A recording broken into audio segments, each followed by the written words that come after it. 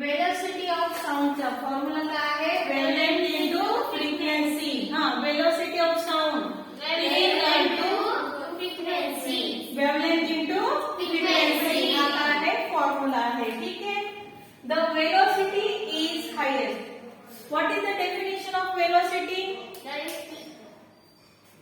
The displacement in time is called the velocity. The displacement that occurs in unit time is called the velocity. ठीक है. What is the SI unit of velocity? Meter per second. Meter per second. बघा.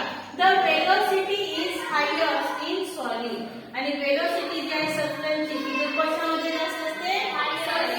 Highest कोणामध्ये असते? Solid मध्ये. आणि कमी कोणामध्ये असते? गॅसेस मध्ये असते. ठीक आहे. बघा हायेस्ट सॉलिड मध्ये पहिलं कोण आहे? निकेल. आणि त्याची स्पीड किती आहे? 6040 मीटर पर सेकंड. हे कोणाचे आहे? तुम्हाला जर विचारलं की सॉलिड मध्ये कोणती हायेस्ट आहे तर काय सांगणार तुम्ही? निकेल. आणि किती आहे? पर सेकंड. त्याच्यानंतर दुसरा कोणता आहे? स्टील. त्याची स्पीड किती आहे? 5 किती आहे स्टीलची? 5960 मीटर पर सेकंड. ओके. आता मिडियम मध्ये लिक्विड मध्ये आलं तर प्युअर वॉटरची किती आहे?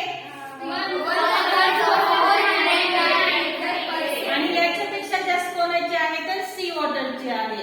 याच्यापेक्षा जास्त लिक्विड मध्ये गेला तर प्युअर वॉटरपेक्षा आणखी जास्त कोणाची आहे? सी वॉटरची आहे. ठीक आहे. प्युअर वॉटरची किती आहे?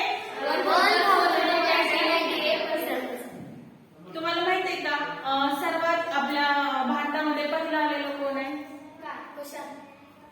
कालिकत बंदरात पहिल्यांदा कोण आलता?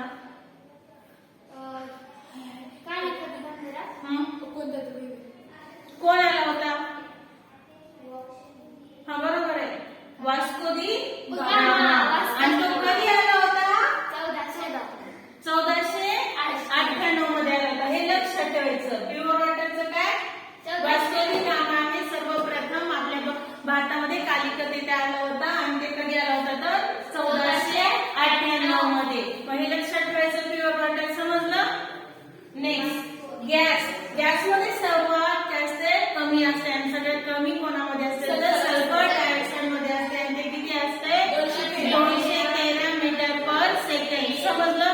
सगळ्यात जास्त सॉलिड मध्ये कोणामध्ये असते? निकेल मध्ये. त्याच्यानंतर स्टील.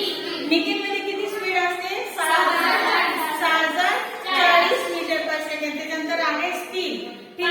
5960. ओके. नंतर लिक्विड मध्ये या. प्युअर वॉटर मध्ये आहे